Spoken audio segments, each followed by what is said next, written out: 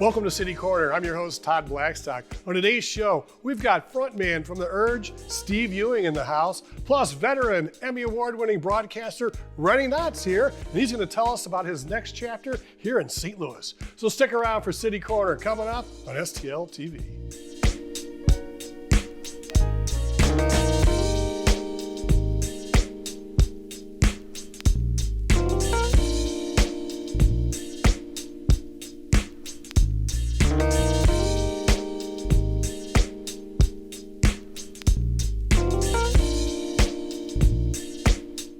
Our first guest today is a frontman and one of the founders of The Urge, one of the alternative rock bands. You guys have been around almost 40 years now. Steve Ewing is on the set. Thanks for having me on the show. It's great to be here. Thank you. Let's go back a bit. You know, it's been, 1987 since The Urge came around. Yeah. You know, the classic rock was kind of fading out a little bit, and kind of a new genre of music was coming in. And you guys took the rock and roll and kind of infused it with some other things. Tell us about your thoughts on that and, how you guys put together The Urge.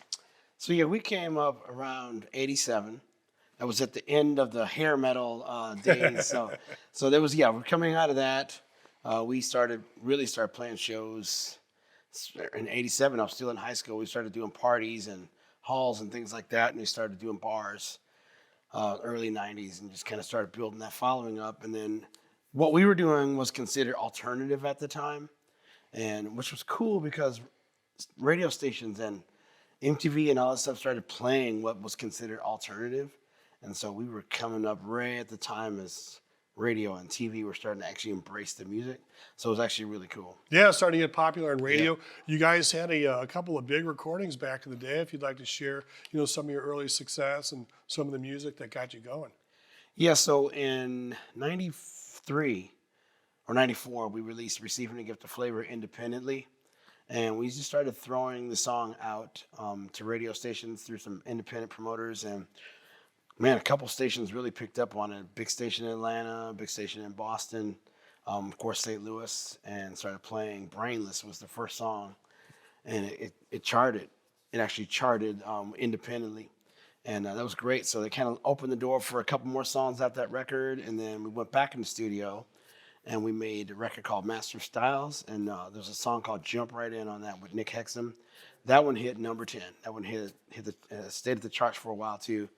And that one stayed in rotation at MTV for quite a while. So that really got us out there. Wow. So you played a lot of local venues, and you started touring not only around the USA, but around the world. That's correct. And you guys toured with some pretty big names. Could you share some of those and maybe some of the highlights of your back in the touring around the world? Yeah, we toured with a lot of bands. One of our really good friends was a band called 311, and we have the same agency. We ran in the same circles. We met each other early on in the 90s and just became really good friends. And so we stayed on tour together a lot. So 311 was a great one. Korn was actually a great one we toured with early on. They were on the label with us. And once again, we just made great friends with them and stayed on the road for a while. And then from there, we hit tons of festivals. And we stayed on tour. So we would come off one tour and just hop on another one for years. So after 13, 14 years of doing that, you guys probably, could use a little bit of a break. And looks like you took a hiatus for almost 10 years. Yeah. What brought you back into it after, such a long time off? Because I'm sure you did stuff in the meantime. Yep, I did. But it wasn't The Urge. It wasn't. So I moved to Los Angeles in 99. We put Too Much Stereo out in 2000. So we toured on that for a good year and a half straight. When we got done with that tour, then we took a break. And it was a while. I was still living in LA for a while and was, trying to start a family. And then when we moved back to St. Louis in 06, it was maybe a couple of years of me playing solo shows and then just reconnected with the guys and said, let's do some stuff together. And the radio station, The Point, was really wanting us to do one of the Point Fests. And as soon as we did that, we were back. Back like that. We're back just like that. So there was almost like, just like, nothing, just not even missing a beat. No, because all of us were still playing music. Yeah. So we still had our chops and all that kind of stuff.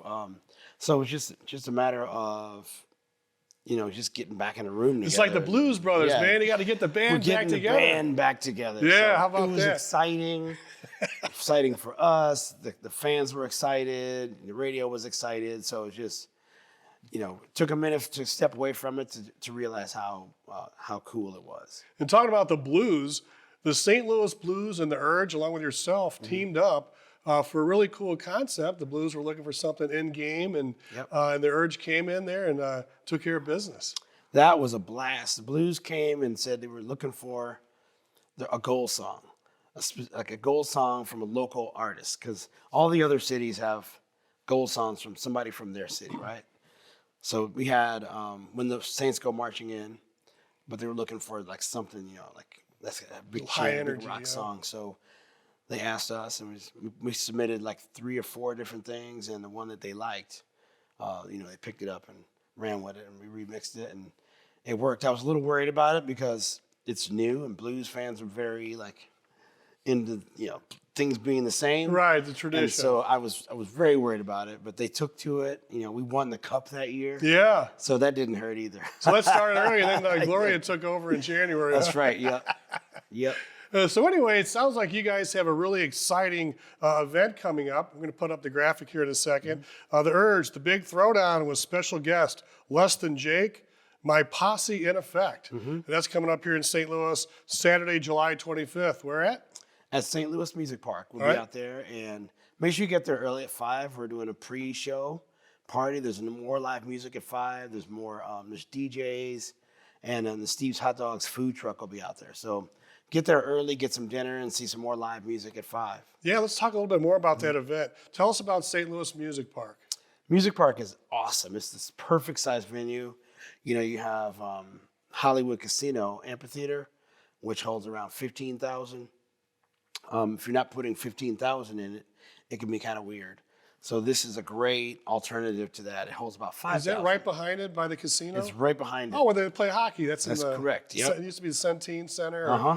Yeah. So yeah, it holds about 5,000. So for a band like us, you fill it up and it feels great, looks great. It's the perfect size. And it sounds so good in there.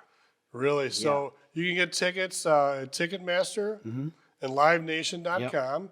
And what other? I know you mentioned Steve's Hot Dogs.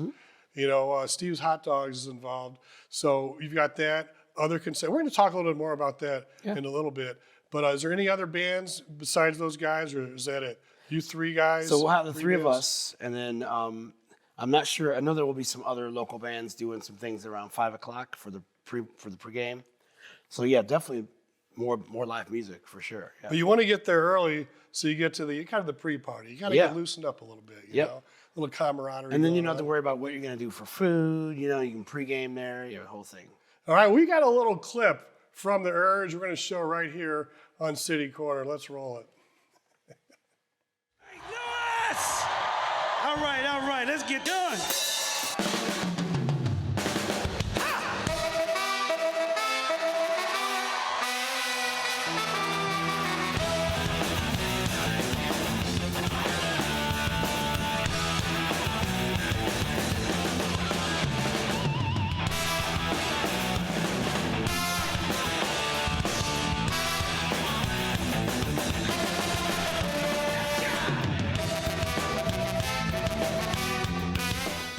The Urge with Steve Ewing. How about that? I was watching the clip earlier. We had it cranked up. Nice. And, man, I was getting some major energy out of that. And it seems like you really love performing in front of the crowds, and you really bring some high energy. I do. Performing is in my bones, so I love performing, and I don't know how to do it any other way but high energy. Right. So that's how we do it. Who are a couple other guys in the band you like to maybe bring up that have been really supportive and with you through the years? So Carl Grable is the bass player. He and I are the 2 remaining founding members. So he and I have been doing music for, like you said, almost 40 years together. And John Pizzoni, who's also in Joe Dirt. He's in El Monstero. He's in Celebration Day. He's in a ton of bands. He's an incredibly talented musician. He's the drummer. Jerry Jost, who's also an incredible musician. He plays in a few other bands in St. Louis. So we have amazing group of guys that are still playing music here in St. Louis. You guys seem like you're very cohesive. Yeah. Let's talk about Steve's Hot Dogs. You know, it seems that it might have happened because of your involvement in the rock and roll business.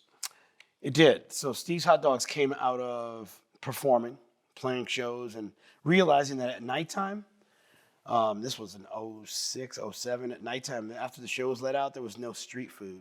We didn't see anybody selling food on the street, so I decided I wanted to get a hot dog cart. Like, somebody needs to come out and service the folks. And so I started just taking it with me, playing shows, taking the cart with me, and selling food at the shows, and it worked out great. And the idea for a brick and mortar came a little later when the weather got cold and we needed a place to be open all year. So we opened a little shop on the hill, found a spot that I really liked. We opened that one, and that was 2011. And so it came out of trying to fill a need for folks coming out of music shows. Yeah, so the Urge, you guys jump on Steve's Hot Dogs. Some other bands, they do like Rockstar Tacos. So rock and roll, music, and goes food. together. You got to have the munchies, and you got to have some some things to shout out on after the show. Yep. Anyway, you had a little unfortunate incident a couple weeks ago. I know it was on the news. Everybody saw it. Mm-hmm. Somebody, just threw a rock through your front door, through your windows a couple of times.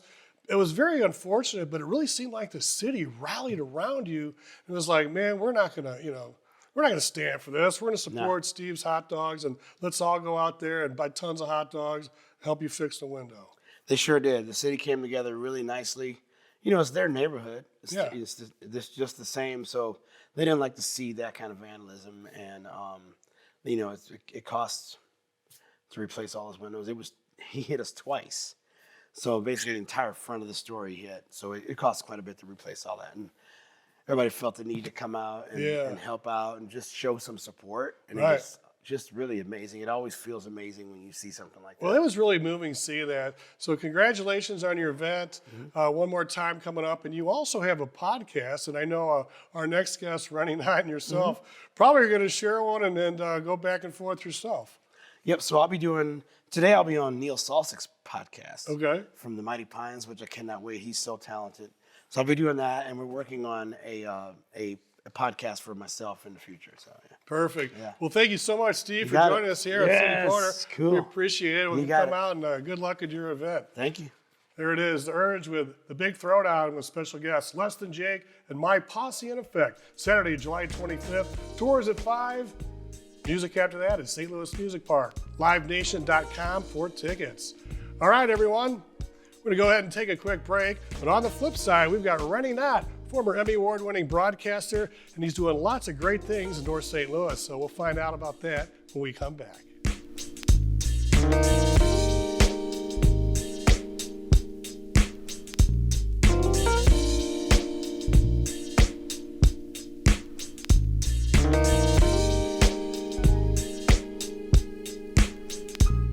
Did you know that you can watch STL TV on your smartphone or tablet? That's right. STL TV is available on your Android or iOS mobile devices. And that includes our live broadcast channels as well as video on demand content. It is really easy to get started. Just find the App Store on your device, then search for Cablecast. Select it and click to install. Launch the app, and if you're in the St. Louis area, STL TV should be the first channel to show up. If you're not in the area, you may have to scroll down to find it. So just click on the STL TV logo, and in just a few seconds, you're enjoying STL TV's great programming such as City Corner, Inside Sports, City Government, What's the 314, or my personal favorite, In the Kitchen.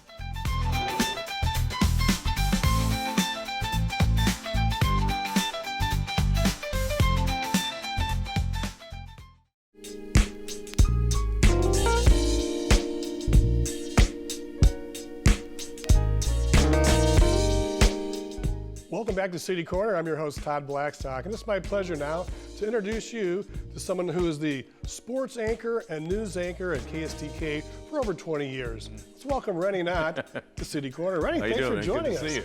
Oh, thank you for having me. Yeah, we go back to, I think we started this show, well, our Inside Sports show in 2000. You came from D.C., I guess, in 2004. 2004. And then you were over at Channel 5 doing sports. And but I remember seeing a lot of the Rams games and press conferences, different events around town. And you're always an affable guy. Well, and, thank you. You know, a guy Thank everybody you. really loved in St. Louis. Thank you. And 3-time Emmy Award winner Yeah. at least. Yeah. And you know, now you've got a new chapter in your life. But before we get to that, I did want to ask you, you know, you covered daily, you know, 5-6 days a week, around the clock, sports and news in St. Louis. What were the top, you know, few events that you know, we obviously know the Super Bowl and different Yeah. events, but is there a Yeah. couple of them that, Wow. that you're just so honored to have been a part You know, of? it's crazy when you stop and think about your life and the things you've done. Because until you stop, you don't realize the things you've done. You just kind of keep looking towards the next day. So, you know, one of the top things from St. Louis, obviously, is the Blues Parade after winning the Stanley Cup. Nothing like that has ever happened in the city, and hopefully it gets to happen again. I think after that was the first time I was with the Cardinals when they won the World Series, because that was the first time I was around a World Series to be a part of something along those lines. And then after that, I would think one of my greatest memories was my first show going from sports to news. So going from doing the evening sports Monday through Friday to then being the morning anchor Monday through Friday. Complete life change and everything else, but it gave a different perspective on life for me in St. Louis, and knowing that there was more to St. Louis than just people who cheered for the Cardinals or used to cheer for the Rams or Mizzou fans and things like that. It was about what really and truly happens in the city for the everyday person. So being in Washington, D.C. at the time when the Rams, you know, were on their big run, what was it like, the perspective from there on the coast, you know, seeing St. Louis and the Rams and the greatest show on turf, because that's before you got here. So my loop with the Rams is kind of weird. I grew up in Los Angeles, so I knew the Rams when they were in L.A. You know, Vince Ferragamo was a quarterback and things like this. When I worked in Washington, D.C., I worked for an ABC station. And in those days, they were very big about being where the action was happening. So when the Rams went to the Super Bowl in Atlanta, I was sent to cover the Rams, really to cover the Super Bowl that entire week. You know, I had no dog, pony, whatever you want to call it, in the game. I was just there to cover all the events. Spectacular, it was great. At the end of the game, you know, we're down there doing our live shots, people are taking pictures. I found an old picture of me standing there, talking to my producer. Right behind me is Art Holiday, getting ready to do his live shot. And then to think, a few years after that, I'm working alongside that guy with no knowledge of who that guy was at the time. Well, he's had quite a history in Yes. St. Louis Yeah. as well. Well, you stopped working at Channel 5 last year, and come, I guess, January, February, you started a new chapter in your life, and you've done some really wonderful things, and you're really starting to put your stamp on the Lift for Life gym here in North St. Louis, and just seeing some of the things that you've done over the last few months is very impressive, and tell us about your new chapter. So it was something that obviously I wasn't prepared for. I didn't think I would be doing this. But at the same time, I understand the importance of being there, the importance of doing it. The importance of it is, for so long in my life, I was about reporting on the problems in our city. And this, this. Now is a chance to be a part of the solution with these young boys and girls. And our boys and girls start at age of 8, go up to the age of 18. And while we are a gym, we're not just primarily about lifting weights. They play basketball, they lift weights, we have a powerlifting team. They take part in other activities. We give them a free meal every day, hot cooked on our gym kitchen. And then we also do mentoring. So we're trying to take care of the kid holistically so that their mind, body, and soul are all prepared for them to go to the next level. Where we are, we're at 14th and Cass. And just to give you a perspective, I've been there since middle of January. Here we are in July, and there have been at least 5 deadly shootings within a couple of block radius of the gym. Thank God none of our kids were involved, no one in our gym got hurt, but just the fact that that is their everyday life that they have to deal with and survival. It is so important to be there to let them know that you could be more than this. There are choices you can make. There's strength that we can give you to get you ready to do something better. You know, you've received a lot of support from different organizations. I was reading and I saw some things where the Community Impact Foundation with Wendell Covington and the guys over at VP, They've been supporting you financially, Yeah. and they've been throwing some manpower at you. And you guys have been able to do some things to help kids learn to do things on their own and become sustainable. Yeah. So they helped us start an urban farm. They were able to put together 4 farming beds. I guess they're called beds. And then dirt. And now we're growing okra. We're growing tomatoes. We're growing, what else? We have basil in there. He just brought some more tomato plants. And so the kids are getting the chance to get their hands dirty, but really understand what the earth can do for you, how food is grown, how you can put something in the ground, nurture it, and watch it rise up to something even better than what you had from a seed. And so I look at this as almost an example of what life can be for them. That if I plant my roots firmly and I grow upwardly, all these things can blossom from me as just a person. You know, how important is it to teach children and young people life skills about planting their own food? I mean, nobody even thinks about that. You know, you think about where you're going to get your next check, your money, and how you're going to eat. Yeah. But then you're teaching people how to live on their own. Well, you know That's all pretty about incredible. food deserts in St. Louis, especially in that area. There isn't a real established grocery store. There isn't a place necessarily to go in every day and get fresh fruit, fresh vegetables, fresh meats. You're pretty much going to mini markets and things like this. This is an opportunity for the kids to get healthy food that they grow on their own. And when you start doing that, you start to break the cycle of diabetes and heart disease and things like that, that a lot of those kids may deal with later in life based on the diets that they have right now. So we can break that chain and we can make sure that they understand the value of having fresh corn and fresh tomatoes and things like that you can actually grow in your own backyard. It's amazing, and I see other people in North St. Louis, like Devin Alexander, who's retired from boxing. Now, he's got a foundation up there, so people in the community are coming together to try to make it a more better community and to do things to show people that you don't have to run around and, just crazy. You can run around and find a place like Lift for Life Gym, or if you want to learn how to do boxing or different things. There's a lot of fun things to do out there, rather than wreaking havoc. Well, we're a safe haven, and so when I look at our neighborhood and all the bad things that are going on, I realize when our kids come through those doors, they're safe. They have an opportunity to be a kid. They have an opportunity to play and have friends and do crafts and all that. But we need to be more than just an outlet for them to run around. We need to be a place where they can find structure, where they can get attention, be seen, be heard, and at the same time grow. And when I say grow, I'm talking about their mental strength so that they can handle some of the problems out there in the world, especially when it comes to making decisions. Another cool thing is that, you're taking these kids on field trips and you're bringing public figures and, people that they may have seen on TV before into them. How excited is it for you to see one of the kids that they may have seen you on Channel 5 or, then now you're there as their director, like, wow, we're with somebody, in the news, a famous person. Yeah, here. well, there's not many of them that knew me from TV. I'll tell you that right now. I have to convince them, I had another life before I came here. This is what I used to do. And they're like, really? Really? But since I've been there, I've had Jackie Joyner-Kersee come by and talk with the kids. Devin Alexander has been by. The Bozeman twins have come by and played music for them. Wesley Bell, our congressman, has also come by. So I'm trying to get them to see the people that they hear about in other places actually in their own home and showing them that they care too. And they're going to give you a bit of their wisdom as well. But not that you're left behind or someone is neglecting. You're somebody that we care about. And so hopefully they see that from these mentors coming in and embrace it and go, okay, I could be more than this because that person who is more than this actually came to see me. Wow. And gave it their time. Then you got a big event coming up. Save the date, right? Yeah. Raising the bar for Lift for Life Gym, the 2026 annual gala. Huge. Tell us about this. So I do a lot of fundraising when it comes to emceeing for a lot of our nonprofits in the area.